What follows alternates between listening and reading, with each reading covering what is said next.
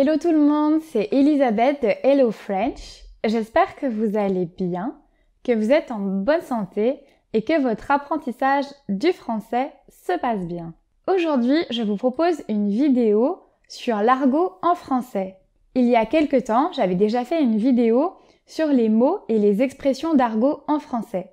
Vous aviez beaucoup aimé cette vidéo et comme il y a énormément de mots et d'expressions d'argot en français, je me suis dit que c'était utile pour vous d'apprendre encore plus de mots, encore plus d'expressions d'argot en français. Avant de commencer, pensez à activer les sous-titres.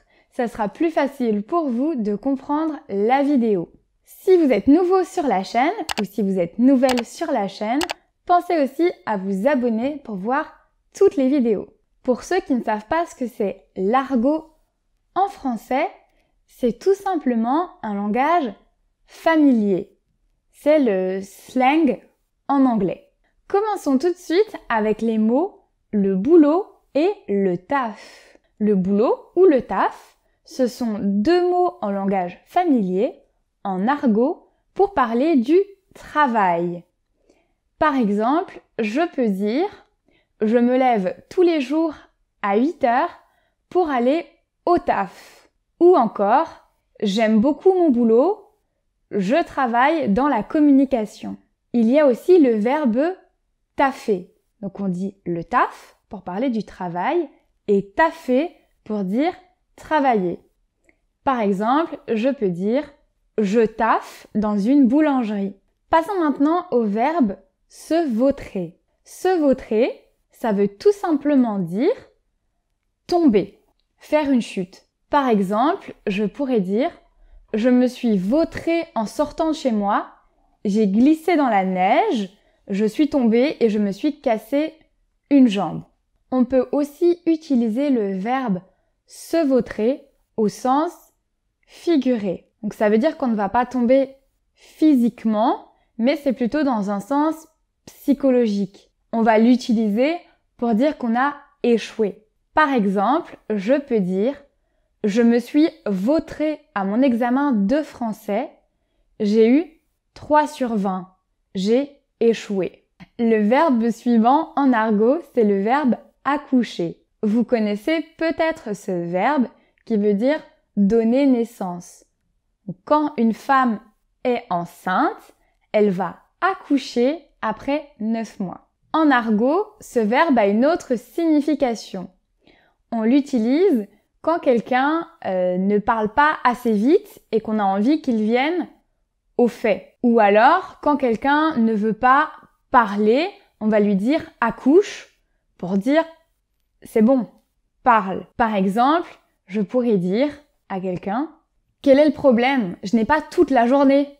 Accouche, dis-moi ce qui ne va pas ». Le mot suivant, c'est la bagnole. La bagnole, c'est tout simplement la voiture, l'automobile. Par exemple, je peux dire « On va à la mer en bagnole ou en train ?» En voiture, ça sera plus pratique. Le mot suivant, c'est le mot « la baraque ».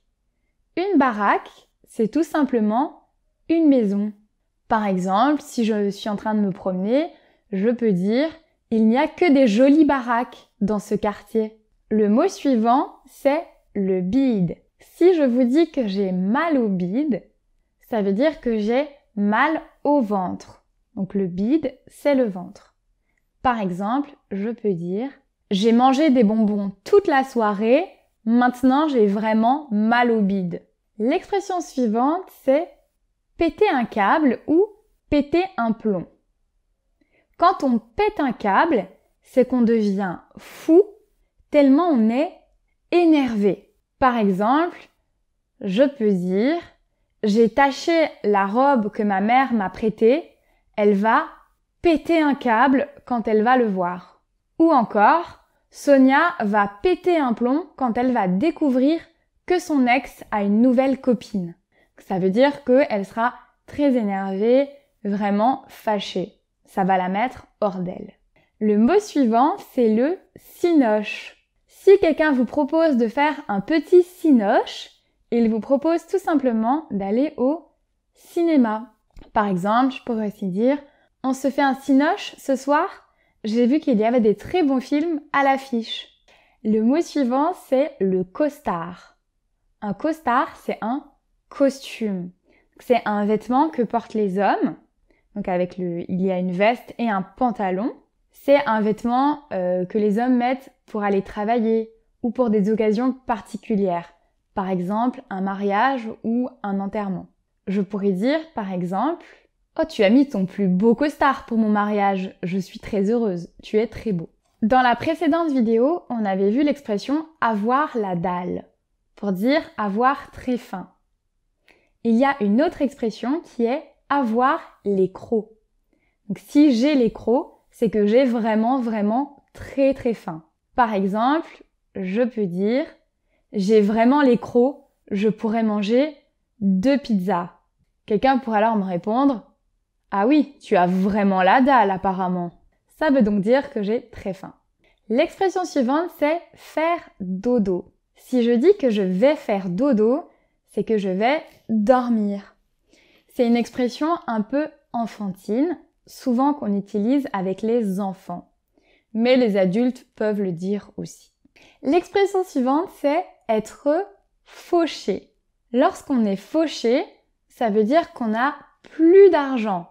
Par exemple, je pourrais dire « On est le 12 du mois et je suis déjà fauché, je n'ai plus une thune ». La thune, on l'avait vu dans la précédente vidéo, c'est un mot d'argot aussi pour parler de l'argent. Un autre exemple, ça pourrait être « On se fait un petit cinoche ce soir ? » Non, je peux pas, je suis fauché. C'est pas grave, je t'invite, je paye pour toi. Le mot suivant, c'est la flemme. On dit qu'on a la flemme. Avoir la flemme. La flemme, c'est l'envie de ne rien faire. C'est comme si on était pris d'une paresse intense que on a envie de rien faire aujourd'hui. Par exemple, je pourrais dire « J'ai trop la flemme aujourd'hui, j'ai juste envie de rester dormir et regarder la télé. » Un autre exemple, ça pourrait être « On révise pour notre examen de français ? Oh non, j'ai trop la flemme. On peut faire ça demain ?» Le verbe suivant est directement lié et en lien avec la flemme. C'est le verbe glander. Glander, c'est un verbe qu'on utilise pour dire qu'on ne fait rien. Par exemple, je peux dire « J'ai trop la flemme aujourd'hui, j'ai juste envie de glander devant la télé. » Voici un autre exemple. « Arrête de glander sur ton téléphone et viens m'aider à faire la vaisselle. » Ça veut dire « Arrête de traîner, arrête de ne rien faire et viens m'aider. » Le verbe suivant, c'est le verbe se goinfrer. Un synonyme de se goinfrer, c'est s'empiffrer. Ça veut dire manger, manger, manger et encore manger. Par exemple, je pourrais dire « Je me suis goinfré de chips toute la soirée et maintenant j'ai mal au bide. » Ou encore « Arrête de te goinfrer de biscuits, laisse-en pour les autres. » Le mot suivant est encore un verbe, c'est le verbe gueuler. Gueuler, en argot, ça veut dire parler très fort.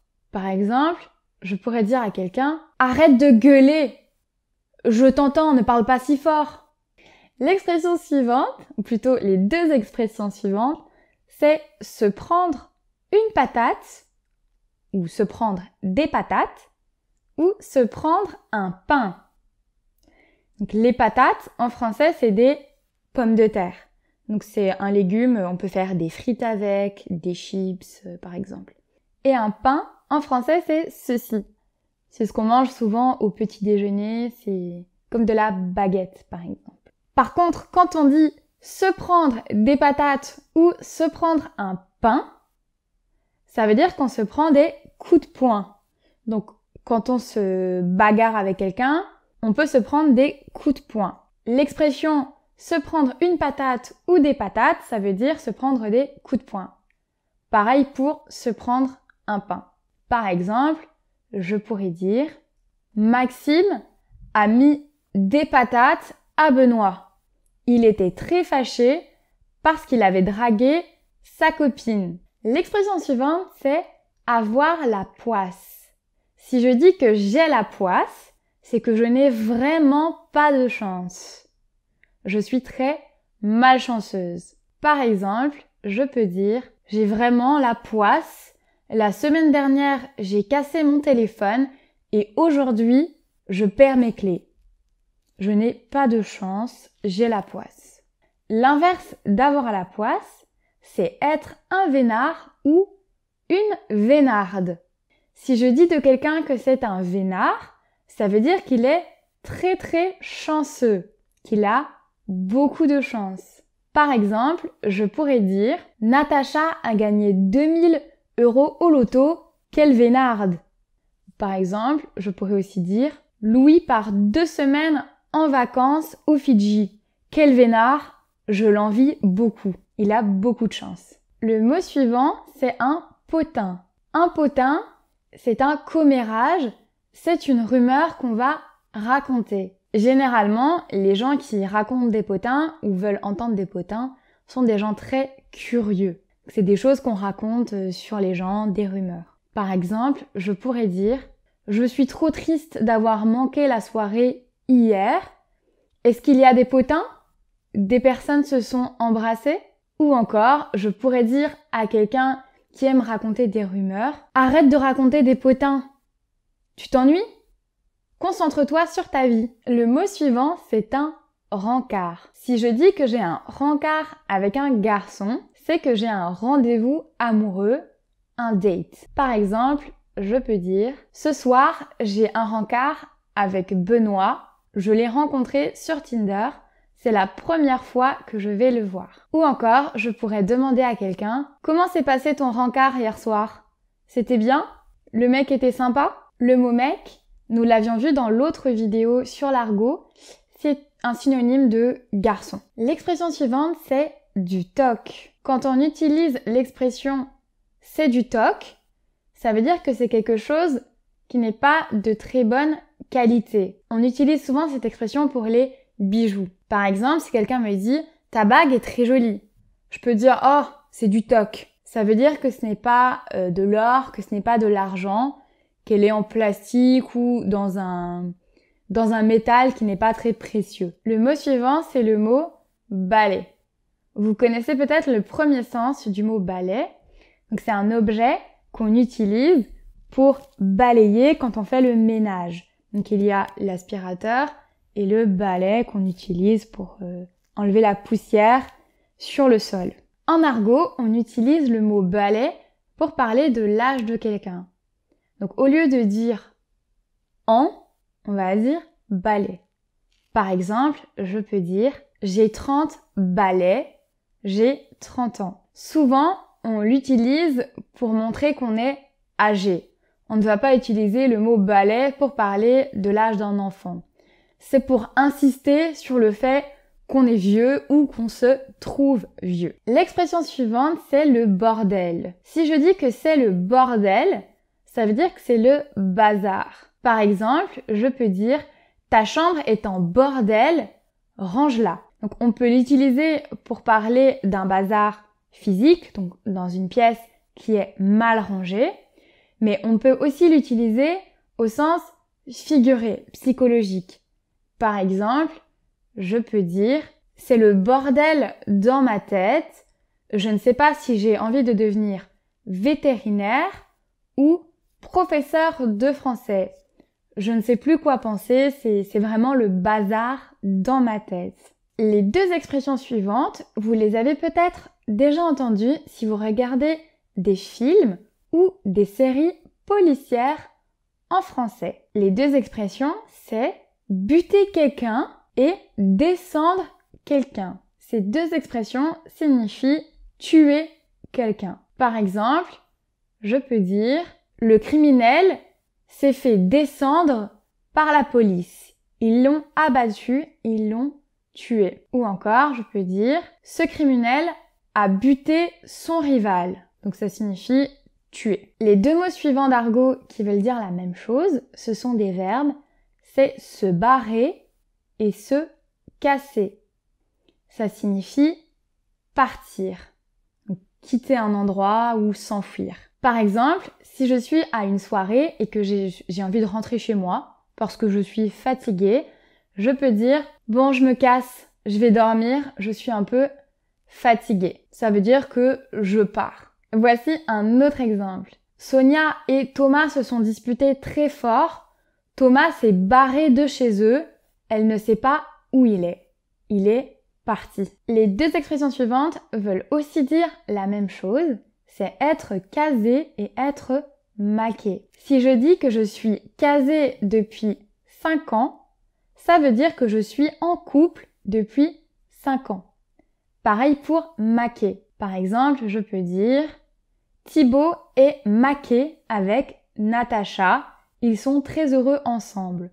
Ça veut dire qu'ils sont en couple. Pour rester sur la même thématique du couple, le verbe suivant c'est larguer quelqu'un ou se faire larguer. Si je me fais larguer, ça veut dire que mon copain me quitte, qu'il se sépare de moi, que je suis maintenant célibataire. Si je largue quelqu'un, ça veut dire que je me sépare de cette personne. Par exemple, je peux dire Robert a largué Sarah après 10 ans de relation.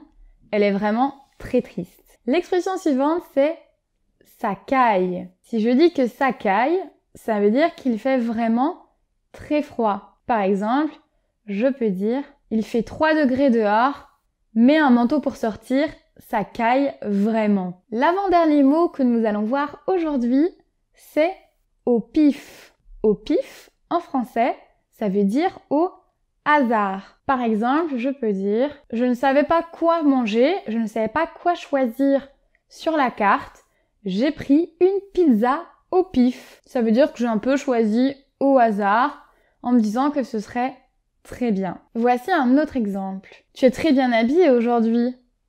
Ah bon? Ah merci, j'ai choisi mes habits au pif dans ma garde-robe, je ne savais pas trop comment m'habiller. J'ai un peu pris des vêtements au hasard. Enfin, le dernier mot d'argot que nous allons voir aujourd'hui, c'est bidon. Quand on dit que quelque chose est bidon, ça veut dire que c'est un mensonge, que c'est faux, que c'est une intox. Par exemple, si je joue au poker avec quelqu'un et qu'il me dit « j'ai une très bonne paire » et que je ne le crois pas, je peux dire « c'est du bidon » pour dire que je pense que c'est faux. Voilà, c'est fini pour aujourd'hui. J'espère que cette vidéo vous a plu et surtout que vous avez pu apprendre des nouveaux mots, des expressions qui sont utilisées au quotidien par les Français. Si cette vidéo vous a plu, pensez à mettre un like et surtout, abonnez-vous à la chaîne. Prenez soin de vous et à très bientôt!